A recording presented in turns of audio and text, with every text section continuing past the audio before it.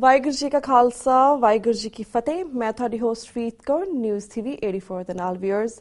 ਜੂਨ 13 ਨੂੰ ਜੰਮੂ ਗੋਲੀकांड ਦੇ ਸ਼ਹੀਦ ਭਾਈ ਜਸਜੀਤ ਸਿੰਘ ਜੀ ਦੀ ਅੰਤਿਮ ਅਰਦਾਸ ਮੌਕੇ ਹਜ਼ਾਰਾਂ ਸੰਗਤਾਂ ਨੇ ਹਾਜ਼ਰੀਆਂ ਭਰੀਆਂ। ਰੋਹ ਤੇ ਰੋਸ ਭਰਪੂਰ ਇਕੱਠ ਵਿੱਚ ਅਨੇਕਾਂ ਸਿੱਖ ਆਗੂਆਂ ਨੇ ਸ਼ਰਧਾਂਜਲੀ ਭੇਂਟ ਕੀਤੀ। ਅੱਜ ਅਸੀਂ ਦਲ ਖਾਲਸਾ ਜਥੇਬੰਦੀ ਦੇ ਜਨਰਲ ਸਕੱਤਰ ਸਰਦਾਰ ਸਰਬਜੀਤ ਸਿੰਘ ਘੁਮਾਣ ਜੀ ਨਾਲ ਗੱਲਬਾਤ ਕਰਾਂਗੇ, ਜਿਹੜੇ ਕਿ ਭਾਈ ਜਸਜੀਤ ਸਿੰਘ ਜੀ ਦੇ ਭੋਗ ਮੌਕੇ ਸ਼ਾਮਿਲ ਸਨ। ਅੱਜ ਅਸੀਂ ਇਹਨਾਂ ਕੋਲ ਲਵਾਂਗੇ ਇਸ ਭੋਗ ਦੇ ਮੌਕੇ ਹੋਏ ਇਕੱਠ ਦਾ ਵੇਰਵਾ ਅਤੇ ਜਿਹੜਾ ਜੂਨ 14 ਨੂੰ ਸਈਦ ਸ਼ਾਹ ਗਿਲਾਨੀ ਵੱਲੋਂ ਘੱਟ ਗਿਣਤੀਆਂ ਦੇ ਹਵਾਲੇ ਦੇ ਨਾਲ ਕਸ਼ਮੀਰ ਦੇ ਵਿੱਚ ਸੈਮੀਨਾਰ ਰਖਵਾਇਆ ਗਿਆ ਸੀ। ਜੰਮੂ ਕਸ਼ਮੀਰ ਪੁਲਿਸ ਨੇ ਸੈਮੀਨਾਰ ਤੋਂ ਪਹਿਲਾਂ ਸਿੱਖ ਅਤੇ ਈਸਾਈਆਂ ਦੇ ਨੁਮਾਇੰਦਿਆਂ ਨੂੰ ਅਰੈਸਟ ਕੀਤਾ ਅਤੇ ਸਈਦ ਸ਼ਾਹ ਗਿਲਾਨੀ ਨੂੰ ਘਰ ਦੇ ਵਿੱਚ ਕੀਤਾ ਨਜ਼ਰਬੰਦ। ਇਹਨਾਂ ਦੋ ਜੰਮੂ ਕਸ਼ਮੀਰ ਦੇ ਮੁੱਦਿਆਂ ਸੰਬੰਧੀ ਅਤੇ ਹੋਰ ਰੀਸਨ ਮਸਲਿਆਂ ਤੇ ਗੱਲਬਾਤ ਕਰਨ ਲਈ ਸਾਡੇ ਨਾਲ ਅੰਮ੍ਰਿਤਸਰ ਤੋਂ ਲਾਈਨ ਤੇ ਜੁੜ ਚੁੱਕੇ ਨੇ ਸਰਦਾਰ ਸਰਬਜੀਤ ਸਿੰਘ ਘੁਮਾਣ ਜੀ। ਵੀਰ ਜੀ, ਵਾਹਿਗੁਰੂ ਜੀ ਕਾ ਖਾਲਸਾ ਵਾਹਿਗੁਰੂ ਜੀ ਕੀ ਫਤਿਹ। ਵਾਹਿਗੁਰੂ ਜੀ ਕਾ ਖਾਲਸਾ ਵਾਹਿਗੁਰੂ ਜੀ ਕੀ ਫਤਿਹ ਜੀ। ਹਾਂਜੀ ਵੀਰ ਜੀ, ਸਭ ਤੋਂ ਪਹਿਲਾਂ ਅਸੀਂ ਜੰਮੂ ਕਸ਼ਮੀਰ ਬਾਰੇ ਜਾਣਕਾਰੀ ਲਵਾਂਗੇ। ਸਭ ਤੋਂ ਪਹਿਲਾਂ ਜਿਹੜਾ ਜੰਮੂ ਦੇ ਵਿੱਚ ਭਾਈ ਜਸਜੀਤ ਸਿੰਘ ਜੀ ਦੇ ਸ਼ਹੀਦੀ ਪੁਰਬ ਭੋਗ ਹੋਇਆ ਸੀਗਾ, ਅਸੀਂ ਚਾਹਾਂਗੇ ਸਾਨੂੰ ਸਭ ਤੋਂ ਪਹਿਲਾਂ ਇਸ ਬਾਰੇ ਵੇਰਵੇ ਸਹਿਤ ਜਾਣਕਾਰੀ ਦਿਓ। ਜੰਮੂ ਦੇ ਵਿੱਚ ਜਿਹੜੇ ਵੀਰ ਜਸਜੀਤ ਸਿੰਘ ਦੀ ਸ਼ਹਾਦਤ ਹੋਈ ਆ ਜੀ, ਇਹਦੇ ਬਾਰੇ ਆਪਾਂ ਨੂੰ ਪਤਾ ਹੈ ਕਿ ਸੰਤ ਬਾਬਾ ਜਰਨੈਲ ਸਿੰਘ ਜੀ ਖਾਲਸਾ ਪਿੰਡਰਾਵਾਲਾ ਦੇ ਜਿਹੜੇ ਪੋਸਟਰ ਸੀ ਉੱਤੇ ਲੱਗੇ, ਫਲੈਕਸਾਂ ਲੱਗੀਆਂ ਸੀਗੀਆਂ, ਹਾਂਜੀ, ਉਹਨਾਂ ਨੂੰ ਪ੍ਰਸ਼ਾਸਨ ਵੱਲੋਂ ਪਾੜੇ ਜਾਣ ਤੇ ਬੇਅਦਬੀ ਕੀਤੇ ਜਾਣ ਦੇ ਉੱਤੇ ਜਿਹੜਾ ਰੋਸ ਮੁਜ਼ਾਹਰਾ ਕੀਤਾ ਸਿੱਖਾਂ ਨੇ, ਉਦੋਂ ਗੋਲੀ ਚਲਾ ਕੇ ਹਾਂਜੀ ਸਿੰਘ ਨੂੰ ਸ਼ਹੀਦ ਕੀਤਾ ਗਿਆ। ਔਰ ਇਹਦੇ ਸੰਬੰਧ ਵਿੱਚ ਪਰਿਵਾਰ ਵੱਲੋਂ ਔਰ ਸਿੱਖ ਸੰਗਤ ਵੱਲੋਂ ਜੀ ਉਹਨਾਂ ਦੇ ਜਿਹੜਾ ਜੱਦੀ ਘਰ ਸੀ ਪਿੰਡ ਚੋਹਾਲਾ ਦੇ ਵਿੱਚ RS ਸੈਕਟਰ ਦੇ ਵਿੱਚ ਉੱਥੇ 13 ਜੂਨ ਨੂੰ ਭੋਗ ਜਿਹੜੇ ਆ ਉਹ ਪਾਏ ਗਏ ਨੇ ਜੀ। ਹਜ਼ਾਰਾਂ ਹੀ ਸਿੱਖ ਸੰਗਤਾਂ ਉੱਥੇ ਪਹੁੰਚੀਆਂ ਔਰ ਵੱਡੀ ਗਿਣਤੀ ਦੇ ਵਿੱਚ ਸਿੱਖ ਜਥੇਬੰਦੀਆਂ ਦੇ ਆਗੂ ਆ ਜਿਹੜੇ ਉਹਨਾਂ ਹਾਜ਼ਰੀਆਂ ਲਵਾਈਆਂ ਨੇਗੀਆਂ ਜੀ। ਇਸ ਮੌਕੇ ਦੇ ਉੱਤੇ ਜਿਹੜੀਆਂ ਸਾਰੀਆਂ ਸਿੱਖ ਸੰਗਤਾਂ ਨੇ ਦੂਰ ਦਰਾਡੇ ਵਿਦੇਸ਼ਾਂ ਦੇ ਵਿੱਚੋਂ ਵੱਡੀ ਗਿਣਤੀ ਦੇ ਵਿੱਚ ਜਿਹੜੀਆਂ ਆਪਣੀਆਂ ਭਾਵਨਾਵਾਂ ਨੇਗੀਆਂ ਉਹ ਪਰਿਵਾਰ ਨਾਲ ਸਾਂਝੀਆਂ ਕੀਤੀਆਂ ਔਰ ਇੱਥੇ ਮਤਲਬ ਜਿਹੜੇ ਮਾਇਆ ਦੇ ਗੱਫੇ ਵੀ ਸੰਗਤਾਂ ਨੇ ਪਰਿਵਾਰ ਨੂੰ, ਕਿਉਂਕਿ ਜਿਹੜਾ ਬੜਾ ਵੱਡਾ ਕੇਸ ਆ ਹੁਣ ਇਹ ਲੜਨਾ, ਉਹਦੇ ਲਈ ਭੇਜੇ ਆ। ਸ਼੍ਰੋਮਣੀ ਕਮੇਟੀ ਵੱਲੋਂ ਵੀ ਇਮਦਾਦ ਕੀਤੀ ਗਈ ਹੈ ਜੀ ਔਰ ਸ਼੍ਰੋਮਣੀ ਕਮੇਟੀ ਵੱਲੋਂ ਉੱਥੇ ਇਹ ਵੀ ਐਲਾਨ ਕੀਤਾ ਗਿਆ ਕਿ ਜਿਹੜਾ ਸਿੰਘ ਸ਼ਹੀਦ ਹੋਇਆ ਇਹਦੀ ਯਾਦ ਵਿੱਚ ਉੱਥੇ ਗੁਰਮਤਿ ਵਿਦਿਆਲਾ ਜਿਹੜਾ ਹੈਗਾ ਉਹ ਬਣਾਇਆ ਜਾਊਗਾ ਹਾਂਜੀ। ਇਸ ਦੇ ਨਾਲ ਹੀ ਜਿਹੜਾ ਇਸ ਸਿੰਘ ਦੀ ਸ਼ਹਾਦਤ ਦੇ ਦੋਸ਼ੀ ਨੇ ਜਿਹੜੇ ਜਿਨ੍ਹਾਂ ਨੇ ਇਹ ਕਾਂ ਕੀਤਾ ਹੈ, ਉਹਨਾਂ ਦੋਸ਼ੀਆਂ ਨੂੰ ਸਜ਼ਾਵਾਂ ਦਿਵਾਉਣ ਲਈ ਜਿਹੜੀ ਕਾਨੂੰਨੀ ਲੜਾਈ ਲੜਨੀ ਆ ਉਹਦੇ ਬਾਰੇ ਇੱਥੇ ਵਿਚਾਰਾਂ ਹੋਈਆਂ ਜੀ। ਔਰ ਇਸ ਦੇ ਨਾਲ ਹੀ ਜਿਹੜੇ ਸਿੰਘ ਜ਼ਖਮੀ ਹੋਏ ਨੇ ਉਹਨਾਂ ਸਾਰਿਆਂ ਦੀ ਵੀ ਆਰਥਿਕ ਸਹਾਇਤਾ ਜਿਹੜੀ ਆ ਉਹ ਕੀਤੀ ਗਈ ਔਰ ਸਟੇਜ ਤੇ ਉਹਨਾਂ ਨੂੰ ਲਿਆਂਦਾ ਗਿਆ ਜੀ। ਬੁਲਾਰਿਆਂ ਨੇ ਸਟੇਜ ਤੋਂ ਬਾਕੀ ਜਿਹੜਾ ਸਾਡਾ ਹੁੰਦਾ ਆਪਣੇ ਕੌਮ ਦੇ ਜਜ਼ਬਾਤਾਂ ਦੇ ਪ੍ਰਗਟਾਵਾ ਕੀਤਾ। ਨਾਲ ਦੀ ਨਾਲ ਉੱਥੇ ਇਹ ਵੀ ਗੱਲ ਆਖੀ ਗਈ ਕਿ ਜਿਹੜਾ ਭਾਰਤੀ ਹਕੂਮਤ ਆ ਇਹ ਸਿੱਖਾਂ ਦੇ ਉੱਤੇ ਜਿਹੜੇ ਜ਼ੁਲਮ ਕਰ ਰਹੀ ਆ ਔਰ ਇਹਨਾਂ ਜ਼ੁਲਮਾਂ ਦਾ ਜਿਹੜਾ ਹੱਲ ਆ ਉਹ ਸਿੱਖਾਂ ਦੀ ਆਜ਼ਾਦੀ ਦੇ ਵਿੱਚ ਹੀ ਹੈ, ਖਾਲਿਸਤਾਨ ਦੇ ਵਿੱਚ ਹੀ ਹੈ ਜੀ। ਪਰ ਇੱਥੇ ਇਹ ਗੱਲ ਮੈਂ ਵਿਸ਼ੇਸ਼ ਤੌਰ ਤੇ ਕਹਿਣੀ ਚਾਹਾਂਗਾ ਕਿ ਅਕਾਲ ਤਖ਼ਤ ਦੇ ਜਥੇਦਾਰ ਗਿਆਨੀ ਗੁਰਬਚਨ ਸਿੰਘ ਹਾਂਜੀ ਤੇ ਸ਼੍ਰੋਮਣੀ ਕਮੇਟੀ ਦੇ ਪ੍ਰਧਾਨ ਸਾਹਿਬ ਤਾਂ ਹਾਜ਼ਰ ਨਹੀਂ ਸੀਗੇ, ਪਰ ਸ਼੍ਰੋਮਣੀ ਕਮੇਟੀ ਦੇ ਸਕੱਤਰ ਜਿਹੜੇ ਰੂਪ ਸਿੰਘ ਨੇਗੇ ਉਹਨਾਂ ਨੇ ਸਟੇਜ ਦੇ ਉੱਤੋਂ ਤਕਰੀਰਾਂ ਕੀਤੀਆਂ ਸੀਗੀਆਂ ਔਰ ਇਹਨਾਂ ਦੋਨਾਂ ਦੀਆਂ ਤਕਰੀਰਾਂ ਜਿਹੜੀਆਂ ਸੀਗੀਆਂ ਉਹ ਇੰਨੀਆਂ ਜ਼ਿਆਦਾ ਵੱਖਰੇ ਰੰਗ ਵਿੱਚ ਸੀਗੀਆਂ ਜਿਵੇਂ ਇਹਨਾਂ ਦਾ ਰਵਾਇਤੀ ਜਿਹੜਾ ਰੰਗ ਆ ਦੋਨਾਂ ਦਾ ਹਾਂਜੀ। ਸਤਿਆਰ ਗੁਰਬਚਨ ਸਿੰਘ ਨੇ ਬਹੁਤ ਗਰਮਾ ਗਰਮ ਤਕਰੀਰ ਕੀਤੀ ਜੀ ਔਰ ਬਿਲਕੁਲ ਪੰਥਕ ਏਜੰਡਾ ਜਿਹਦੇ ਬਾਰੇ ਅਸੀਂ ਪਿਛਲੇ ਲੰਮੇ ਸਮੇਂ ਤੋਂ ਚਰਚਾ ਸੁਣਦੇ ਆ ਰਹੇ ਹਾਂ ਕਿ ਬਾਦਲਕਿਆਂ ਨੇ ਹੌਲੀ ਹੌਲੀ ਹੁਣ ਭਾਜਪਾ ਨਾਲੋਂ ਸਿੱਖਾਂ ਦੇ ਵਿੱਚ ਆਪਣੀ ਸਾਖ ਜਿਹੜੀ ਆ ਉਹ ਵਧਾਉਣ ਦੇ ਲਈ ਪੰਥਕ ਏਜੰਡਾ ਅਪਣਾ ਲਿਆ ਵਾ ਜੀ। ਇੱਥੇ ਅਸੀਂ ਜੰਮੂ ਕਸ਼ਮੀਰ ਦੇ ਵਿੱਚ ਉਹ ਸਪਸ਼ਟ ਚੀਜ਼ ਨੋਟ ਕੀਤੀ ਆ ਕਿ ਸ਼੍ਰੋਮਣੀ ਕਮੇਟੀ ਦੇ ਸਕੱਤਰ ਰੂਪ ਸਿੰਘ ਨੇ ਤਾਂ ਇਹੋ ਜਿਹਾ ਮਾਹੌਲ ਬਣਾਤਾ ਵੀ ਸੰਤ ਜਰਨੈਲ ਸਿੰਘ ਜੀ ਖਾਲਸਾ ਭਿੰਡਰਾਂਵਾਲਾ ਦੇ ਤੇ ਖਾਲਿਸਤਾਨ ਦੇ ਨਾਅਰੇ ਜਿਹੜੇ ਆ ਉਹਨਾਂ ਦੀ ਤਕਰੀਰ ਦੇ ਦੌਰਾਨ ਲੱਗੇ ਜੀ। ਤੇ ਇਸ ਮਾਹੌਲ ਦੇ ਵਿੱਚ ਮਤਲਬ ਇਹਨਾਂ ਦੋਨਾਂ ਜਿਹੜੀਆਂ ਸਾਡੀਆਂ ਪੰਥ ਦੀਆਂ ਸੰਸਥਾਵਾਂ ਨੇ, ਅਕਾਲ ਤਖ਼ਤ ਸਾਹਿਬ ਤੇ ਸ਼੍ਰੋਮਣੀ ਗੁਰਦੁਆਰਾ ਪ੍ਰਬੰਧਕ ਕਮੇਟੀ, ਇਹਨਾਂ ਦੇ ਨੁਮਾਇੰਦੇ ਦੇ ਰੂਪ ਦੇ ਵਿੱਚ ਇਹਨਾਂ ਨੇ ਜਦੋਂ ਸਟੇਜ ਤੋਂ ਬੋਲੇ ਨੇ ਇਹਨਾਂ ਨੇ ਖਾਲਿਸਤਾਨੀ ਜਥੇਬੰਦੀਆਂ ਦੇ ਆਗੂਆਂ ਨਾਲੋਂ ਵੀ ਵੱਧ ਚੜ੍ਹ ਕੇ ਗਰਮ ਤਕਰੀਰਾਂ ਕੀਤੀਆਂ ਔਰ ਹੈਰਾਨੀ ਆ ਕਿ ਇਹ ਉਹੀ ਸੀਟਾਂ ਨੇ ਜਾਂ ਉਹੀ ਲੋਕ ਨੇ ਕਿ ਜਿਨ੍ਹਾਂ ਨੇ 6 ਜੂਨ ਵਾਲੇ ਦਿਨ ਖਾਲਿਸਤਾਨ ਦੇ ਨਾਅਰੇ ਮਾਰਦੇ ਲੋਕਾਂ ਦੇ ਉੱਤੇ, ਸਿੱਖਾਂ ਦੇ ਉੱਤੇ ਤਸ਼ੱਦਦ ਕੀਤਾ, ਡਾਂਗਾ ਮਾਰੀਆਂ ਨੇ, ਉਹਨਾਂ ਦੇ ਪੁਲਿਸ ਦੇ ਪਰਚੇ ਦਰਜ ਕਰਾਏ ਨੇ, ਜੇਲ੍ਹਾਂ ਦੇ ਵਿੱਚ ਉਹਨਾਂ ਨੂੰ ਅੰਦਰ ਕਰਾਇਆ। ਉੱਥੇ ਇਹੋ ਜਿਹਾ ਮਾਹੌਲ ਬਣਾ ਰਹੇ ਸੀ, ਖਾਲਿਸਤਾਨ ਦੇ ਨਾਅਰੇ ਜਿਹੜੇ ਆ ਉਹ ਲਵਾ ਰਹੇ ਸੀ ਕੋਲੇ ਖੜ ਕੇ ਆਪਦਾ। ਪਰ ਜਿਹੜਾ ਇਹਨਾਂ ਨੇ ਉੱਥੇ ਸਾਰਾ ਕੁਛ ਕੀਤਾ, ਜਦੋਂ ਇਹ ਸਟੇਜ ਤੋਂ ਆਪਦਾ ਬੋਲ ਕੇ ਜਿਹੜਾ ਇਹਨਾਂ ਦਾ ਸਟਾਈਲ ਆ ਕੇ ਆਪਦੀ ਗੱਲ ਕਹੋ ਤੇ ਤੁਰ ਪਰ ਉੱਥੇ ਦੀਆਂ ਸਿੱਖ ਸੰਗਤਾਂ ਨੇ ਸਟੇਜ ਦੇ ਉੱਤੋਂ ਉੱਚੀ ਆਵਾਜ਼ ਦੇ ਵਿੱਚ ਕਹਿ ਕੇ ਕਿ ਨਹੀਂ ਸਿੰਘ ਸਾਹਿਬ ਇੱਥੇ ਬੈਠੋ, ਸਾਡੀ ਗੱਲ ਸੁਣ ਕੇ ਜਾਓ। ਔਰ ਇਹਨਾਂ ਨੂੰ ਉੱਥੇ ਮਜਬੂਰੀ ਬਸ ਫਿਰ ਬਹਿਣਾ ਪਿਆ। ਉਸ ਤੋਂ ਬਾਅਦ ਵਿੱਚ ਜਿੰਨੀਆਂ ਵੀ ਉੱਥੋਂ ਤਕਰੀਰਾਂ ਸਟੇਜ ਤੋਂ ਕੀਤੀਆਂ ਗਈਆਂ ਨੇ, ਉਹਨਾਂ ਨੇ ਇਹਨਾਂ ਨੂੰ ਸ਼ੀਸ਼ਾ ਦਿਖਾਇਆ ਔਰ ਖਾਸ ਤੌਰ ਤੇ ਜੰਮੂ ਕਸ਼ਮੀਰ ਦੀ ਜਿਹੜੀ ਲੋਕਲ ਸਿੱਖ ਸੰਗਤ ਸੀਗੀ, ਉਹਨਾਂ ਦੇ ਨੁਮਾਇੰਦੇ ਵਜੋਂ ਬੋਲਣ ਵਾਲਿਆਂ ਨੇ ਤਾਂ ਹੱਦ ਹੀ ਕਰਤੀ। ਉਹਨਾਂ ਨੇ ਸਪਸ਼ਟ ਤੌਰ ਤੇ ਕਿਹਾ ਕਿ ਜਿਹੜੀਆਂ ਗੱਲਾਂ ਇੱਥੇ ਤੁਸੀਂ ਸਾਰੇ ਕਰ ਰਹੇ ਹੈਗੇ ਹੋ, ਸਾਨੂੰ ਇਹਨਾਂ ਗੱਲਾਂ ਸਾਡਾ ਹੱਲ ਜਿਹੜਾ ਹੈਗਾ, ਅਸੀਂ ਇੱਥੇ ਵੈਸੇ ਤਾਂ ਸਾਰੇ ਭਾਰਤ ਵਿੱਚ ਹੀ ਸਿੱਖ ਘੱਟ ਗਿਣਤੀ ਚ, ਪਰ ਇੱਥੇ ਅਸੀਂ ਜਿੱਥੇ ਬੈਠੇ ਆ, ਸਾਡੇ ਹਲਕੇ ਦਾ ਜੰਮੂ ਦਾ MLA ਵੀ BJP ਦਾ ਬਣਦਾ, ਤੇ ਅਸੀਂ ਕਿਹੜੇ ਪਾਸੇ ਜਾਈਏ, ਸਾਨੂੰ ਕੋਈ ਰਾਹ ਜਿਹੜਾ ਹੈਗਾ ਕੌਮ ਉਹ ਦੱਸੇ ਕਿ ਅਸੀਂ ਇਹੋ ਜਿਹੀ ਕਸੂਤੀ ਸਥਿਤੀ ਚ ਫਸੇ ਹੋਏ ਹੋ। ਅਕਾਲ ਤਖ਼ਤ ਸਾਹਿਬ ਦੇ ਸ਼੍ਰੋਮਣੀ ਕਮੇਟੀ ਨੁਮਾਇੰਦਾ ਸੰਸਥਾਵਾਂ ਕਹਾਉਂਦੀਆਂ ਆ, ਸਾਡੀ ਅਗਵਾਈ ਕਰੋ, ਸਾਨੂੰ ਕਿਸੇ ਪਾਸੇ ਲਾ ਕੇ ਜਾਓ। ਔਰ ਮਤਲਬ ਉਸ ਗੱਲ ਦਾ ਜੇ ਭਾਵ ਅਰਥ ਇਹ ਲਿਆ ਜਾਵੇ ਕਿ ਜੰਮੂ ਕਸ਼ਮੀਰ ਦੀ ਸਿੱਖ ਸੰਗਤ ਵਿੱਚ ਜਿੱਥੇ ਸਟੇਟ ਦੇ ਉੱਤੇ, ਜਿੱਥੇ ਪ੍ਰਸ਼ਾਸਨ ਦੇ ਉੱਤੇ ਰੋਸ ਹੈ, ਉੱਥੇ ਸ਼੍ਰੋਮਣੀ ਕਮੇਟੀ ਅਤੇ ਅਕਾਲ ਤਖ਼ਤ ਸਾਹਿਬ ਦੇ ਜਿਹੜਾ ਇਹਨਾਂ ਨੇ ਪੰਥਕ ਏਜੰਡੇ ਦੇ ਬਹਾਨੇ ਆਪਦੀ ਗੱਲ ਕਰਕੇ ਅੱਗੇ ਤੁਰਨਾ ਚਾਹਿਆ, ਇਸ ਦੇ ਉੱਤੇ ਵੀ ਮਤਲਬ ਤਸੱਲੀ ਨਹੀਂ ਹੈਗੀ। ਰੋਸ ਆ ਉਹਨਾਂ ਨੂੰ ਕਿ ਤੁਸੀਂ ਆਪਦੀ ਗੱਲ ਕਰਕੇ ਤੁਰ ਚੱਲੇ ਹੋ, ਸਾਡੀ ਜਿਹੜੀ ਸਮੱਸਿਆ ਉਹਦਾ ਜਿਉਂ ਦੀ ਤਿਉਂ ਆ। ਅਸੀਂ ਤਾਂ ਸਦਾ ਹੀ ਇੱਥੇ ਘੇਰੇ ਵਿੱਚ ਆ, ਜਦੋਂ ਵੀ ਕੋਈ ਚਾਹੁੰਦਾ ਹੈਗਾ ਮਤਲਬ ਜਿਹੜਾ ਮੈਜੋਰਟੀ ਦੇ ਵਿੱਚੋਂ ਸਾਡੇ ਉੱਤੇ ਸਾਡੀ ਕਰ ਦਿੰਦਾ ਘਾਣ ਸਾਡੀਆਂ ਭਾਵਨਾਵਾਂ ਦਾ, ਸਾਡੇ ਬੰਦੇ ਸ਼ਹੀਦ ਹੋ ਰਹੇ ਆ। ਸੋ ਇਸ ਤਰੀਕੇ ਦਾ ਉੱਥੇ ਜਿਹੜਾ ਇਹ ਮਾਹੌਲ ਰਿਹਾ ਹੈਗਾ। ਔਰ ਇਹਦੇ ਵਿੱਚ ਸਪਸ਼ਟ ਤੌਰ ਤੇ ਇਹ ਗੱਲ ਆਪਾਂ ਕਹਿ ਸਕਦੇ ਹਾਂ ਕਿ ਬੇਸ਼ੱਕ ਬਾਦਲ ਕਿਆਂ ਨੇ ਆਪਣੀ ਜਿਹੜੀ ਸੌੜੀ ਸਵਾਰਥੀ ਸਿਆਸੀ ਖੇਡ ਆ ਉਹ ਵੀ ਉੱਥੇ ਖੇਡਣੀ ਚਾਹੀਦੀ ਆ, ਪਰ ਜੰਮੂ ਕਸ਼ਮੀਰ ਦੀ ਸਿੱਖ ਸੰਗਤ ਨੇ ਇਹਨਾਂ ਦੀਆਂ ਜਿਹੜੀਆਂ ਇਹ ਖੇਡਾਂ ਦੀਆਂ ਸੀਗੀਆਂ ਉਹਨਾਂ ਨੂੰ ਸਮਝ ਕੇ ਨਕਾਰ ਦਿੱਤਾ ਹੈਗਾ। ਤੇ ਹੁਣ ਉੱਥੋਂ ਦੀ ਸਿੱਖ ਸੰਗਤ ਜਿਹੜੀ ਹੈਗੀ ਆ ਉਹ ਆਪਣੇ ਤਰੀਕੇ ਨਾਲ ਲੜਾਈ ਜਿਹੜੀ ਹੈਗੀ ਆ ਉਹ ਲੜੇਗੀ। ਪਰਿਵਾਰ ਦੇ ਨਾਲ ਸਿੱਖ ਸੰਗਤਾਂ ਦਾ ਉੱਥੋਂ ਦਾ ਲੋਕਲ ਬੜਾ ਤਾਲਮੇਲ ਆ। ਔਰ ਇਸ ਮਾਹੌਲ ਦੇ ਵਿੱਚੋਂ ਜਿਹੜੀਆਂ ਇੱਥੋਂ ਦੀਆਂ ਸਿੱਖ ਸੰਸਥਾਵਾਂ ਪੰਜਾਬ ਤੋਂ ਗਈਆਂ ਸੀ ਜਾਂ ਬਾਹਰੋਂ ਆਏ ਸੀ, ਉਹਨਾਂ ਨੇ ਵੀ ਉਹਨਾਂ ਨਾਲ ਹੁਣ ਮੌਕੇ ਤੇ ਤਾਲਮੇਲ ਬਣਾਇਆ ਵਾ।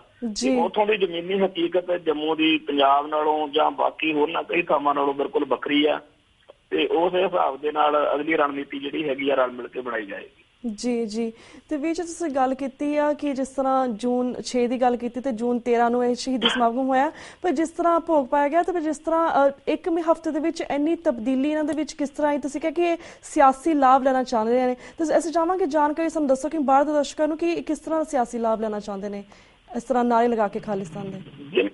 ਆਪਾਂ ਇੱਕ ਗੱਲ ਹੁਣ ਇਹਨਾਂ ਦਿਨਾਂ 'ਚ ਚਰਚਾ ਚ ਕਿ ਪ੍ਰੋਫੈਸਰ ਦਵਿੰਦਰਪਾਲ ਸਿੰਘ ਭੁੱਲਰ ਤੇ ਹੋਰ ਜਿਹੜੇ ਸਿੱਖ ਨਜ਼ਰਬੰਦ ਨੇ ਉਹਨਾਂ ਦੀ ਰਿਹਾਈ ਲਈ ਜਾਂ ਉਹਨਾਂ ਦੇ ਸਾਰੇ ਕਾਸੇ ਲਈ ਆਪਣੇ ਚੱਲ ਰਿਹਾ ਹੈਗਾ ਮੁੱਦਾ ਸਾਰਿਆਂ ਦੇ ਸਾਹਮਣੇ ਆਪਣੇ।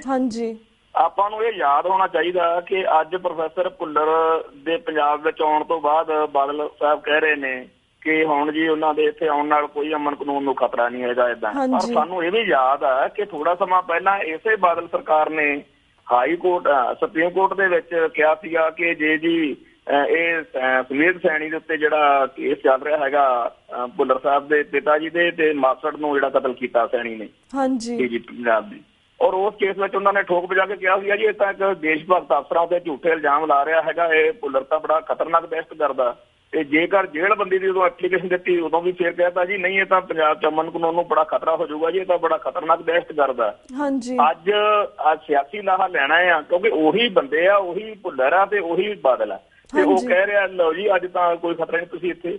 ਹੁਣ ਐਵੇਂ ਬਾਕੀ ਜਿਹੜੇ ਸਿੰਘ ਨੇ ਅਸੀਂ ਇਹ ਨਹੀਂ ਮਤਲਬ ਕਹਿੰਦੇ ਕਿ ਇਹ ਨਹੀਂ ਹੋਣਾ ਚਾਹੀਦਾ, ਐਕਸਰਸਾਈਜ਼ ਬੜੀ ਚੰਗੀ ਆ। ਸਿੱਖ ਜਿਹੜੇ ਦੂਰ ਦਰਾਡੇ ਬੈਠੇ ਆ ਸਾਡੇ ਭਰਾ ਉਹ ਪੰਜਾਬ ਆ ਰਹੇ ਨੇ ਜਾਂ ਕਰੋਲਾ ਮਿਲਣ ਦੀ ਗੱਲ ਆ। ਅੱਜ ਵੀ ਚਰਚਾ ਹੋਈ ਆ, ਕੱਲ ਜਿਹੜੀ ਮੀਟਿੰਗ ਹੋਈ ਆ ਪੰਥਕ ਜਥੇਬੰਦੀਆਂ ਦੀ ਤੇ ਪ੍ਰਸ਼ਾਸਨਿਕ ਅਧਿਕਾਰੀਆਂ ਦੀ, ਉਹਦੇ ਵਿੱਚ ਕਈ ਗੱਲਾਂ ਸਾਹਮਣੇ ਆਈਆਂ ਨੇਗੀਆਂ ਕਿ ਰਿਹਾਈਆਂ ਹੋਣਗੀਆਂ। ਪਰ ਇੱਕ ਜਿਵੇਂ ਇਹ ਗੱਲ ਆ ਜਾਂ ਜਸਦੀਪ ਸਿੰਘ ਵਾਲੇ ਘਟਨਾ ਕਰਮਾ ਭੋਗ ਮੌਕੇ ਦਾ ਜਾਂ ਹੋਰ ਆ। ਹੁਣ 2017 ਦੀਆਂ ਜਿਹੜੀਆਂ ਇਲੈਕਸ਼ਨਾਂ ਨੇਗੀਆਂ ਉਹਨੂੰ ਮੁੱਖ ਰੱਖ ਕੇ ਬਾਦਲ ਸਰਕਾਰ ਬਾਦਲ ਦਲ ਇਹ ਸੋਚ ਰਹੇ ਨੇ ਕਿ ਭਾਜਪਾ ਨਾਲ ਸ਼ਾਇਦ ਉਦੋਂ ਤੱਕ ਸਾਡੀ ਸਾਂਝ ਜਿਹੜੀ ਆ ਸਿਆਸੀ ਸਾਂਝ ਉਹ ਨਾ ਬਣੀ ਰਹਿ ਸਕੇ, ਤਾਂ ਅਸੀਂ ਜਿਹੜਾ ਬਾਕੀ ਰਵਾਇਤੀ ਸਿੱਖ ਆ ਜਿਹੜਾ ਉਹ ਤਾਂ ਅਸੀਂ ਨਾਲ ਲਿਆਈ ਹੋਇਆ ਜਿਹੜਾ ਲਿਬਰਲ ਜਿਹਾ ਚੱਲਦਾ, ਪਰ ਜਿਹੜਾ ਪੰਥਕ ਭਾਵਨਾਵਾਂ ਦੀ ਤਰਜਮਾਨੀ ਕਰਦਾ ਸਿੱਖ ਆ ਜਾਂ ਪੰਥ ਨੂੰ ਦਿਲੋਂ ਪਿਆਰ ਕਰਨ ਵਾਲਾ ਸਿੱਖ ਆ ਵੀ ਉਹਨੂੰ ਜਿਹੜਾ ਹੈਗਾ ਕਾਬੂ ਕਰਨ ਦੇ ਲਈ ਅਸੀਂ ਇਹੋ ਜਿਹੇ ਕੁਝ ਕੰਮ ਕਰੀਏ, ਚਾਹੇ ਉਹਦੇ ਤੋਂ ਬੀਜੇਪੀ ਨਾਰਾਜ਼ ਵੀ ਹੁੰਦੀ ਹੋਵੇ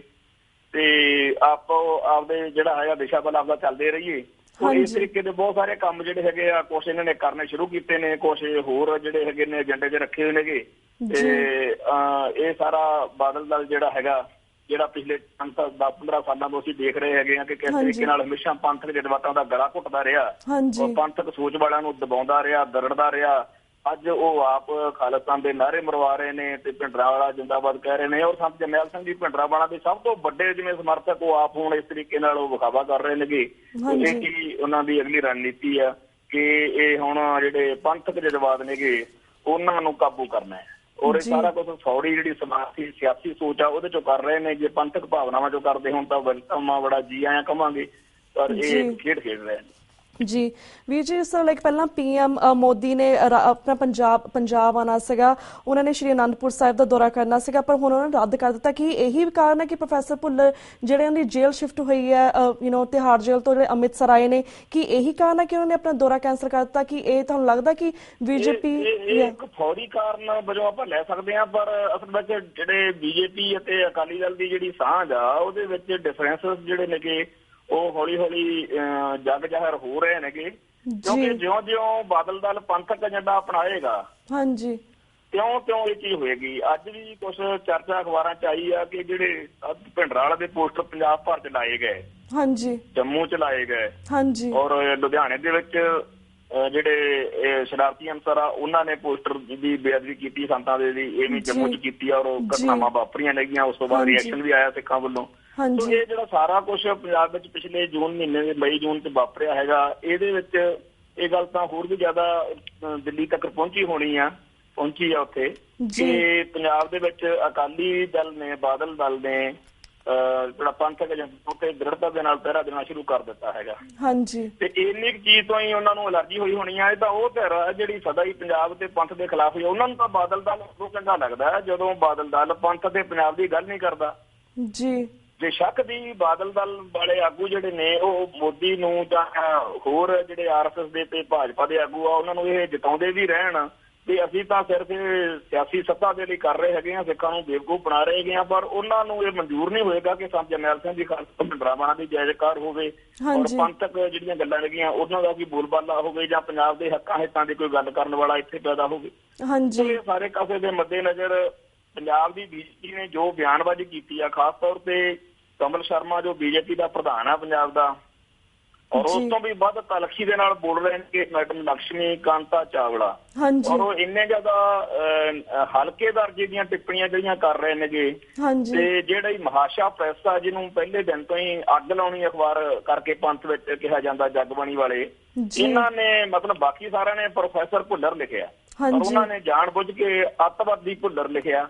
ਇਹ ਇਸ ਤਰੀਕੇ ਦਾ ਇੱਕ ਮਾਹੌਲ ਜਿਹੜਾ ਹੈਗਾ ਬਣਾ ਕੇ ਉਹਨਾਂ ਨੇ ਮੋਦੀ ਦਾ ਜਿਹੜਾ ਇਹ ਦੌਰਾ ਸੀਗਾ ਉਹ ਰੁਕਵਾਉਣ ਦਾ ਆਧਾਰ ਬਣਾਇਆ। ਅੰਤ ਜਿਹੜਾ ਸੀਗਾ ਇਹ ਜਿਹੜੀਆਂ ਜਿੰਨੀਆਂ ਵੀ ਪੰਜਾਬ ਦੇ ਪੰਥ ਦੀਆਂ ਦੋਖੀ ਹੈਗੀਆਂ ਧਿਰਾਂ ਇਹ ਵੀ ਚਾਹੁੰਦੀਆਂ ਸੀਗੀਆਂ ਔਰ ਪੰਥ ਦਾ ਚਾਹੁੰਦਾ ਹੀ ਸੀਗਾ ਕਿ ਮੋਦੀ ਇੱਥੇ ਦਾ ਕੋਈ ਕੰਮ ਨਹੀਂ ਹੈ, ਸਾਡੇ ਜੇ ਸਮਾਗਮ ਹੈਗੇ ਨੇ ਸਾਡੇ ਧਰਮ ਨਾਲ ਸੰਬੰਧਿਤ ਨੇਗੇ, ਅਸੀਂ ਉਹਦੇ 'ਚ ਆਪਣੀਆਂ ਸਿੱਖ ਹਸਤੀਆਂ ਨੂੰ ਬੁਲਾਈਏ। ਇਹ ਸਿਰਫ ਬਾਦਲ ਦਲ ਦੀ ਇੱਕ ਲੋੜ ਸੀਗੀ, ਉਹ ਰੱਖਣਾ ਦਿਖਾਉਣਾ ਚਾਹੁੰਦੇ ਸੀ ਅਜੇ ਵੀ ਅਸੀਂ ਇਹਨੂੰ ਮੋਦੀ ਨੂੰ ਆਪਦਾ ਬੁਲਾ ਰਹੇ ਹਾਂ। ਉਹਨਾਂ ਨੇ ਲਾਸਟ ਮਿੰਟ ਤੇ ਜਵਾਬ ਦੇ ਦਿੱਤਾ ਤੇ ਇਹਨਾਂ ਨੂੰ ਦੱਸ ਦਿੱਤਾ ਕਿ ਤੁਹਾਡੀ ਨਿਗਾਹ ਸਾਡੀ ਨਿਗਾਹ ਤੁਹਾਡੀ ਹੈ। ਪਰ ਮੈਂ ਵੀਰ ਜੀ ਇਸ ਤਰ੍ਹਾਂ ਗੱਲ ਕੀਤੀ ਕਿ ਭਾਜਪਾ ਤੋਂ ਦੂਰ ਹੋ ਰਹੇ, ਪਰ ਆਰ ਨੋ ਕਿ ਪੰਥਕ ਏਜੰਡੇ ਦੇ ਉੱਪਰ ਇਹਦੀ ਸੋਚ ਸਹੀ ਹੈ, ਕਿਉਂਕਿ ਇੱਕ ਪਾਸੇ ਇਹ ਪਿਛਲੇ ਮਹੀਨੇ ਇੱਕ ਜਿਹੜਾ ਸਿੱਖ ਦਾ ਕਤਲ ਕਰਨ ਤੋਂ ਬਾਅਦ ਜਿਹੜਾ ਅੰਡਰਗਰਾਊਂਡ ਹੋਇਆ ਸੀ ਬਾਬਾ ਰਾਮਦੇਵ, ਉਹਨੂੰ ਬਾਦਲ ਨੇ ਕਿਹਾ ਕੁਝ ਦਿਨ ਪਹਿਲਾਂ ਕਿ ਉਹ ਯੋਗਾ ਸੈਂਟਰ ਵੀ ਖੋਲ੍ਹਣ, ਪੰਜਾਬ ਦੇ ਵਿੱਚ ਆਯੁਰਵੈਦਿਕ ਸੈਂਟਰ ਵੀ ਖੋਲ੍ਹਣ ਤੇ ਪੰਜਾਬ ਵਿੱਚ ਅਤੇ 19 ਜੂਨ ਨੂੰ ਅਨੰਦਪੁਰ ਸਾਹਿਬ ਆਉਣ ਤੇ ਆਪਣੀ ਸਪੈਸ਼ਲ ਐਂਟਰੈਂਸ ਵੀ ਕਰਨ। ਇਸ ਬਾਰੇ ਤੁਸੀਂ ਕੀ ਸੋਚ ਰੱਖਦੇ ਹੋ?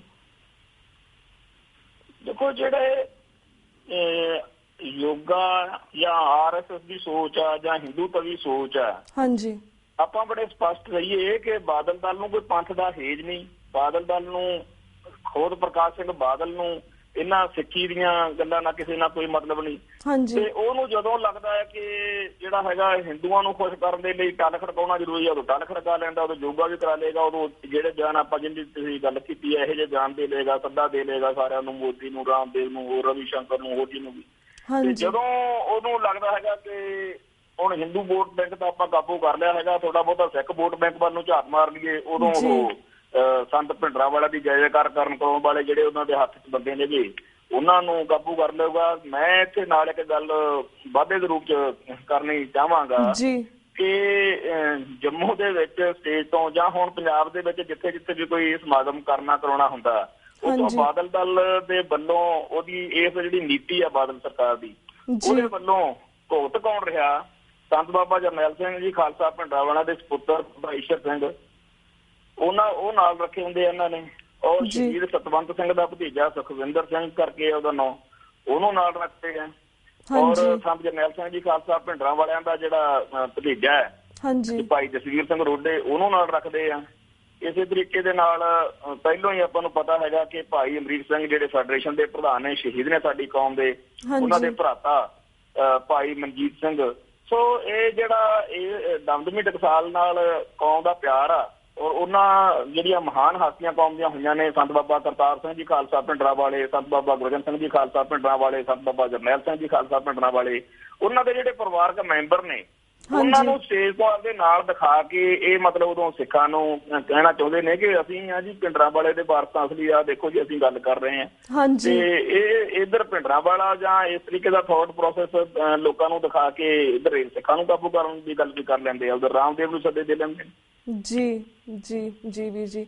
ਤੇ ਵੀਰ ਜੀ ਹੁਣ ਅਸੀਂ ਕਸ਼ਮੀਰ ਬਾਰੇ ਵੀ ਤੁਹਾਡੇ ਨਾਲ ਗੱਲਬਾਤ ਕਰਨਾ ਚਾਹਾਂਗੇ। ਜਿਸ ਤਰ੍ਹਾਂ ਸਾਇਦ ਸ਼ਾਹ ਗਿਲਾਨੀ ਵੱਲੋਂ 14 ਜੂਨ ਨੂੰ ਕਸ਼ਮੀਰ ਦੇ ਵਿੱਚ ਇੱਕ ਸੈਮੀਨਾਰ ਹੋਣਾ ਸੀ ਘੱਟ ਗਿਣਤੀਆਂ ਦੇ ਹਵਾਲੇ ਦੇ ਨਾਲ, ਜਿਸ ਵਿੱਚ ਤੁਹਾਡੀ ਜਥੇਬੰਦੀ ਨੂੰ ਵੀ ਬੁਲਾਇਆ ਗਿਆ ਸੀ। ਸਾਨੂੰ ਦੱਸੋ ਕਿ ਉੱਥੇ ਐਗਜ਼ੈਕਟਲੀ ਕੀ ਹੋਇਆ, ਕਿਉਂ ਅਰੈਸਟ ਕੀਤਾ ਗਿਆ ਇਹਨਾਂ ਜਥੇਬੰਦੀਆਂ ਦੇ ਨੁਮਾਇੰਦਿਆਂ ਨੂੰ, ਸਿੱਖ ਮੁਸਲਿਮ ਈਸਾਈਆਂ ਨੂੰ ਕਿਉਂ ਅਰੈਸਟ ਕੀਤਾ ਗਿਆ ਉੱਥੇ? ਇਹ ਜਿਹੜਾ ਸਮਾਗਮ ਸੀ ਸ਼੍ਰੀਨਗਰ ਦੇ ਵਿੱਚ, ਇਹ ਜਿਹੜੀ RSS ਦੀ ਘੱਟ ਗਿਣਤੀਆਂ ਦੇ ਵਿਰੁੱਧ ਨੀਤੀ ਆ, ਉਹਦੇ ਮਾਮਲੇ ਵਿੱਚ ਰੱਖਿਆ ਗਿਆ ਸੀਗਾ ਕਿ ਕਿਵੇਂ ਇਹਨੂੰ ਟੈਕਲ ਕਰਨ ਘੱਟ ਗਿਣਤੀਆਂ, ਔਰ ਇਹਦੇ ਵਿੱਚ ਈਸਾਈਆਂ ਨੂੰ, ਮੁਸਲਮਾਨਾਂ ਨੂੰ, ਸਿੱਖਾਂ ਨੂੰ ਤੇ ਜਿਹੜੇ ਹੋਰ ਦਲਿਤ ਵਗੈਰਾ, ਇਹਨਾਂ ਸਾਰਿਆਂ ਨੂੰ ਉੱਥੇ ਜਿਹੜਾ ਸੀ ਇਕੱਠੇ ਹੋ ਕੇ ਆਪਦੀਆਂ ਚਰਚਾ ਕਰਨ ਦੀ ਗੱਲ ਸੀਗੀ। ਔਰ ਹੁਰੀਅਤ ਕਾਨਫਰੰਸ ਦੇ ਸੱਦੇ ਉੱਤੇ ਮਿਸਟਰ ਗਿਲਾਨੀ ਨੇ ਜਿਹੜਾ ਇਹ ਪ੍ਰੋਗਰਾਮ ਕਰਵਾਇਆ ਸੀਗਾ ਜਾਂ ਰੱਖਿਆ ਸੀਗਾ, ਇਹਦੇ ਪ੍ਰਤੀ ਬੜਾ ਉਤਸ਼ਾਹ ਸੀਗਾ। ਜਿਹੜੀਆਂ ਮਾਈਨੋਰਟੀ ਸੀਗੀਆਂ ਉਹਨਾਂ ਦੇ ਲੀਡਰ ਜਿਹੜੇ ਸੀਗੇ ਉੱਥੇ ਜਾਣਾ ਚਾਹੁੰਦੇ ਆ, ਸਾਰਾ ਕੁਛ ਹੈ।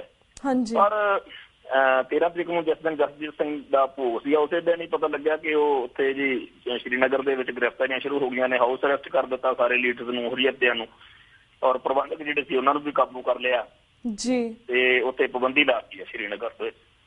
ਤਾਂ ਫਿਰ ਵੀ ਜਿਹੜੇ ਸਿੱਖ ਆਗੂ ਇੱਥੋਂ ਜਾ ਚੁੱਕੇ ਸੀਗੇ, ਉਹਨਾਂ ਦਾ ਹੋਟਲ ਜਿਹੜਾ ਸੀਗਾ ਉਹ ਰਾਤ ਨੂੰ ਇਹਨਾਂ ਨੇ ਘੇਰਾ ਪਾ ਲਿਆ, ਔਰ ਸਵੇਰ ਤੱਕ ਪੂਰੀ ਇਹਨਾਂ ਨੇ ਉਹ ਜਿਹੜੀ ਇਲਾਕਾ ਸੀਗਾ ਉਹ ਪੁਲਿਸ ਛਾਉਣੀ ਬਣਾਤਾ। ਔਰ ਪ੍ਰੋਗਰਾਮ ਵਾਲੀ ਥਾਂ ਦੇ ਉੱਤੇ ਤਾਂ ਇਸ ਤਰ੍ਹਾਂ ਮਤਲਬ ਜਿਵੇਂ ਜੰਗ ਦਾ ਮਾਹੌਲ ਹੁੰਦਾ, ਇਸ ਤਰੀਕੇ ਦੀ ਉੱਤੇ ਇਹਨਾਂ ਨੇ ਸਖਤੀ ਜਿਹੜੀ ਕੀਤੀ ਹੋਈ ਸੀ, ਖਾਕੀ ਵਰਦੀ ਸਭ ਪਾਸੇ ਦਿਖ ਰਹੀ ਸੀ। ਔਰ ਇੱਧਰ ਜਿਹੜਾ ਹੋਟਲ ਸੀ ਜਿੱਥੇ ਇਹ ਪੰਜਾਬ ਤੋਂ ਗਏ ਹੋਏ ਸਾਡੇ ਦਲ ਖਾਲਸਾ ਦੇ ਜਿਹੜੇ ਲੀਡਰ ਸੀਗੇ, ਸਰਦਾਰ ਕੰਵਰਪਾਲ ਸਿੰਘ, ਡਾਕਟਰ ਬਲਜਿੰਦਰ ਸਿੰਘ ਜੰਡੀ, ਔਰ ਸ਼੍ਰੋਮਣੀ ਅਕਾਲੀ ਦਲ ਪੰਚ ਪ੍ਰਧਾਨੀ ਦੇ ਆਗੂ ਸਰਦਾਰ ਹਰਪਾਲ ਸਿੰਘ ਚੀਮਾ, ਇਸੇ ਤਰੀਕੇ ਨਾਲ ਹੋਰ ਕਈ ਸਿੱਖ ਜਥੇਬੰਦੀਆਂ ਦੇ ਆਗੂ ਗਏ ਸੀਗੇ, ਔਰ ਮਨੁੱਖੀ ਅਧਿਕਾਰਾਂ ਦੇ ਜਿਹੜੇ ਕਾਰਕੁਨ ਆ ਉਹ ਗਏ ਸੀਗੇ। ਇਹ ਸਾਰਿਆਂ ਨੂੰ ਹੀ ਉੱਥੋਂ ਇਹਨਾਂ ਨੇ ਜਿਹੜਾ ਸੀ ਗ੍ਰਿਫਤਾਰ ਕਰ ਲਿਆ, ਹਿਰਾਸਤ ਵਿੱਚ ਲੈ ਲਿਆ। ਉੱਥੇ ਹੈਦਰਪੁਰਾ ਕਰਕੇ ਇੱਕ ਪੁਲਿਸ ਸਟੇਸ਼ਨ ਆ, ਉੱਥੇ ਰੱਖਿਆ ਇਹਨਾਂ ਨੂੰ, ਔਰ ਸਾਰਾ ਦਿਨ ਜਿਹੜਾ ਸੀਗਾ ਜਿਵੇਂ ਮਤਲਬ ਟੈਰਰਾਈਜ਼ ਜਾਂ ਕਰੇ ਜਾਈਦਾ ਉਵੇਂ ਇਹਨਾਂ ਨੂੰ ਕਰਦੇ ਰਹੇ ਆ। ਔਰ ਸ਼ਾਮ ਲੇਟ ਜਿਹੜੀ ਸ਼ਾਮ ਸੀਗੀ ਉਸ ਦਿਨ ਜਿਹੜੀ ਰਿਲੀਜ਼ ਹੋਏ ਆ।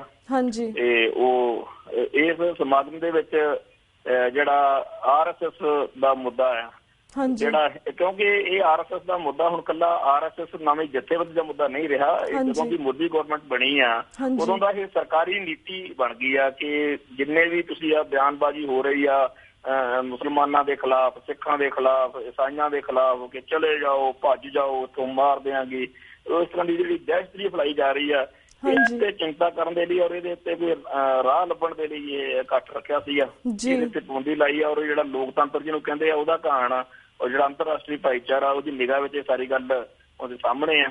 ਔਰ ਇਹ ਚੀਜ਼ ਦੇ ਵਿੱਚ ਚਾਹੀਦਾ ਹੈਗਾ ਕਿ ਅੰਤਰਰਾਸ਼ਟਰੀ ਭਾਈਚਾਰਾ ਆਪਣਾ ਰੋਲ ਨਿਭਾਵੇ। ਜੀ ਜੀ ਵੀਰ ਜੀ, ਸਾਡੇ 1-2 ਮਿੰਟ ਰਹਿ ਗਏ ਨੇ। ਐਦੀਆਂ ਜਿਸ ਤਰ੍ਹਾਂ 1947 ਦੇ ਵਿੱਚ ਭਾਰਤ ਨੂੰ ਤਾਂ ਇੰਡੀਪੈਂਡੈਂਸ ਮਿਲ ਗਈ ਸੀ, ਪਰ ਜਿਸ ਤਰ੍ਹਾਂ ਗੱਲ ਕੀਤੀ ਹੈ ਕਿ ਸਿੱਖ ਮੁਸਲਿਮ ਈਸਾਈਆਂ ਨੂੰ ਹਜੇ ਵੀ ਘੱਟ ਗਿਣਤੀਆਂ ਨੂੰ ਭਾਰਤ ਦੇ ਵਿੱਚ ਕਿਸ ਤਰ੍ਹਾਂ ਟਰੀਟ ਕੀਤਾ ਜਾਂਦਾ ਹੈ, ਫਰੀडम ਆਫ ਸਪੀਚ ਵੀ ਨਹੀਂ ਹੈ, ਹਿਊਮਨ ਰਾਈਟਸ ਦੀ ਉਲੰਘਣਾ ਕੀਤੀ ਜਾਂਦੀ ਹੈ। ਜਿਹੜੀ ਆ ਸੈਮੀਨਾਰ ਹੋਣਾ ਸੀਗਾ, ਇੱਕ ਅਸੀਂ ਡੈਮੋਕ੍ਰੇਟ ਕੰਟਰੀ ਦੇ ਵਿੱਚ ਰਹਿੰਦੇ ਹਾਂ ਕਿ ਈਵਨ ਦਾ ਸੈਮੀਨਾਰ ਹੋਣਾ ਸੀਗਾ, ਇਸ ਦੇ ਵਿੱਚ ਵੀ ਲੋਕਾਂ ਨੂੰ ਅਰੈਸਟ ਕੀਤਾ ਗਿਆ। ਪਰ ਅਗਰ ਸਾਡੇ ਵਿਚਾਰ ਘੱਟ ਗਿਣਤੀਆਂ ਦੇ ਵਿਚਾਰ ਵੱਖਰੇ ਨੇ ਬਾਕੀ ਗਿਣਤੀਆਂ ਦੇ ਨਾਲੋਂ, ਤਾਂ ਉਹ ਜੋ ਸੈਮੀਨਾਰ ਜਿਸ ਤਰ੍ਹਾਂ ਦੇ ਕੁਝ ਗੱਲਬਾਤ ਕਰਨੇ ਚਾਹੁੰਦੇ ਨੇ, ਉਹਨਾਂ ਨੂੰ ਕਿਉਂ ਰੋਕ ਲਗਾਈ ਜਾਂਦੀ ਹੈ? ਅਗਰ ਰੋਕ ਲਗਾਈ ਜਾਂਦੀ ਤਾਂ ਅਸੀਂ ਕਿਸ ਤਰ੍ਹਾਂ ਆਪਣਾ ਹੱਲ ਲੱਭ ਸਕਦੇ ਹਾਂ, ਕਿਸ ਤਰ੍ਹਾਂ ਗੱਲਬਾਤ ਕਰ ਸਕਦੇ ਹਾਂ ਤੁਹਾਡੇ ਖਿਆਲ ਦੇ ਨਾਲ? ਜਿਹੜੇ ਇੱਥੋਂ ਦਾ 1947 ਤੋਂ ਬਾਅਦ ਦਾ ਇਹ ਹਿੰਦੂ ਸਾਮਰਾਜ ਜਿਹੜਾ ਹੈਗਾ, ਉਹ ਸਾਡੇ ਅਸੀਂ ਉੱਥੇ ਰਹਿ ਰਹੇ ਹਾਂ। ਹਿੰਦੂ ਸਾਮਰਾਜ ਨੇ ਇੱਥੇ ਹੋਰ ਕਿਸੇ ਆਵਾਜ਼ ਨੂੰ ਬਰਦਾਸ਼ਤ ਨਹੀਂ ਕੀਤਾ ਤੇ ਨਾ ਹੀ ਕਰਨਾ। ਹਾਂਜੀ। ਤੇ ਜਿਹੜਾ ਵੀ ਕੋਈ ਆਪਣੀ ਗੱਲ ਕਹਿਣੀ ਚਾਹੁੰਦਾ ਕਿ ਮੈਂ ਇੰਜ ਜਣਾ ਚਾਹੁੰਦਾ, ਮੇਰੀ ਪੂਜਾ ਦਾ, ਮੇਰਾ ਧਰਮ ਨੂੰ ਮੰਨਣ ਦਾ, ਮੇਰਾ ਕੱਪੜੇ ਲੀੜੇ ਦਾ, ਮੇਰੀ ਬੋਲੀ, ਮੇਰੀ ਸੱਭਿਆਚਾਰ ਇਸ ਤਰ੍ਹਾਂ ਵੱਖਰੀ ਆ, ਉਹਨੂੰ ਵੱਖਵਾਦੀ ਕਹਿ ਕੇ ਜਿਹੜਾ ਚਿੜਾਉਂਦੇ ਆ ਔਰ ਤੰਗ ਕਰਦੇ ਆ। ਜਦੋਂ ਵੀ ਉਹ ਬੰਦਾ ਰਿਐਕਸ਼ਨ ਦੇ ਵਿੱਚ ਆਉਂਦਾ ਤਾਂ ਉਹਨੂੰ ਅੱਤਵਾਦੀ ਕਿਹਾ ਜਾਂਦਾ। ਫਿਰ ਅੰਤਰਰਾਸ਼ਟਰੀ ਭਾਈਚਾਰੇ ਨੂੰ ਕਹਿੰਦੇ ਆ ਲਓ ਜੀ ਇਹ ਵੱਖਵਾਦੀ ਨੇ, ਅੱਤਵਾਦੀ ਨੇ, ਇਹ ਫਿਰ ਇਸ ਤਰ੍ਹਾਂ ਕਰਦੇ ਆ। ਉਹ ਫਿਰ ਆਪਦੇ ਪਾਲੇ ਹੋਏ ਬਹੁਤ ਸਾਰੇ ਇਹਨਾਂ ਕੋਲੇ ਬੰਦੇ ਨੇਗੇ ਜਿਨ੍ਹਾਂ ਦੇ ਰਾਹੀਂ ਵਾਰਦਾਤਾਂ ਕਰਵਾ ਕੇ ਏਜੰਸੀਆਂ, ਕਿਉਂਕਿ ਸਾਡੇ ਪੰਜਾਬ ਦੇ ਵਿੱਚ ਵੀ ਅਸੀਂ ਇੱਥੇ ਸਿੱਖ ਸਟਰਗਲ ਦੇ ਦਿਨਾਂ 'ਚ 3rd ਏਜੰਸੀ ਦਾ ਰੋਲ ਦੇਖਿਆ, ਔਰ ਕਸ਼ਮੀਰ ਦੇ ਵਿੱਚ ਵੀ ਇਸ ਤਰ੍ਹਾਂ ਦੀਆਂ ਇਹਨਾਂ ਨੇ ਨਕਲੀ ਜਿਹੜੀਆਂ ਸੀਗੀਆਂ ਮਿਲੀਟੈਂਟ ਜਥੇਬੰਦੀਆਂ ਬਣਾਈਆਂ। ਔਰ ਇਸੇ ਤਰੀਕੇ ਨਾਲ 26/11 ਦਾ ਜਿਹੜਾ ਅਟੈਕ ਹੋਇਆ, ਪਾਰਲੀਮੈਂਟ ਦਾ ਅਟੈਕ ਹੋਇਆ, ਇਹਨਾਂ ਬਾਰੇ ਜਿਹੜੇ ਭਾਰਤ ਦੀਆਂ ਆਪ ਦੀਆਂ ਮਤਲਬ ਏਜੰਸੀਆਂ ਨੇਗੀਆਂ, ਉਹਨਾਂ ਦੇ ਅਫਸਰ ਨੇ ਕਿਤਾਬਾਂ ਲਿਖ ਦਿੱਤੀਆਂ ਨੇਗੀਆਂ।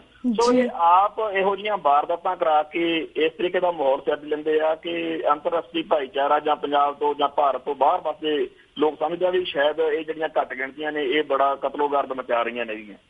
ਸੋ ਇੱਕ ਤਰੀਕੇ ਨਾਲ ਪਹਿਲੋਂ ਲੋਕਾਂ ਦੀ ਆਵਾਜ਼ ਬੰਦ ਕਰੋ। ਜੇ ਉਹ ਬੋਲਣ ਤਾਂ ਉਹਨਾਂ ਨੂੰ ਵੱਖਵਾਦੀ ਕਹੋ। ਵੱਖਵਾਦੀ ਕਹਿਣ ਤੋਂ ਬਾਅਦ ਅੱਤਵਾਦੀ ਗਰਦਾਨੋ, ਜਿਹੜਾ ਕਿਹਾ ਜਾਂਦਾ ਕਾਲ ਦਾ dog mad and then shoot, ਪਹਿਲੋਂ ਇਹ ਇਸ ਤਰੀਕੇ ਨਾਲ ਰੌਲਾ ਪਾ ਕੇ ਸਾਡਾ ਘਾਣ ਕਰ ਰਹੇ ਨੇ।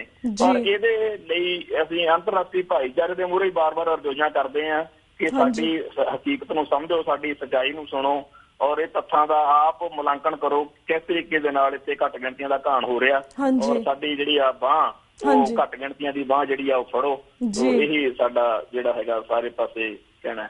ਜੀ ਜੀ ਵੀਰ ਜੀ, ਥੈਂਕ ਯੂ ਸੋ ਮਚ, ਕਿਉਂਕਿ ਸਾਡਾ ਵਕਤ ਹੁਣ ਸਮਾਪਤੀ ਵੱਲ ਜਾ ਰਿਹਾ। ਤੁਹਾਡਾ ਧੰਨਵਾਦ ਕਰਦੇ ਕਿ ਤੁਸੀਂ ਸਾਨੂੰ ਇਸ ਜਸਜੀਤ ਸਿੰਘ ਜੀ ਦੇ ਭੋਗ ਦੇ ਵੇਰਵੇ ਦਿੱਤੇ ਅਤੇ ਬਾਕੀ ਮੁੱਦਿਆਂ ਦੇ ਉੱਪਰ ਵੀ ਆਪਣੇ ਵਿਚਾਰ ਸਾਡੇ ਦਰਸ਼ਕਾਂ ਨਾਲ ਸਾਂਝੇ ਕੀਤੇ। ਹੁਣ ਅਸੀਂ ਤੁਹਾਡੇ ਕੋਲ ਲੈਂਦੇ ਹਾਂ ਇਜਾਜ਼ਤ।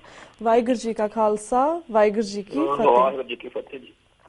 ਵਿਊਅਰਸ, ਇਸ ਦੇ ਨਾਲ ਅਸੀਂ ਤੁਹਾਡੇ ਕੋਲ ਇਜਾਜ਼ਤ ਲੈਂਦੇ ਹਾਂ। ਕੱਲ੍ਹ ਮਿਲਾਂਗੇ ਸੇਮ ਟਾਈਮ ਸੇਮ ਸ਼ੋਅ ਤੇ। ਤਦ ਤੱਕ ਲਈ ਵਾਹਿਗੁਰੂ ਜੀ ਕਾ ਖਾਲਸਾ, ਵਾਹਿਗੁਰੂ ਜੀ ਕੀ ਫਤਿਹ।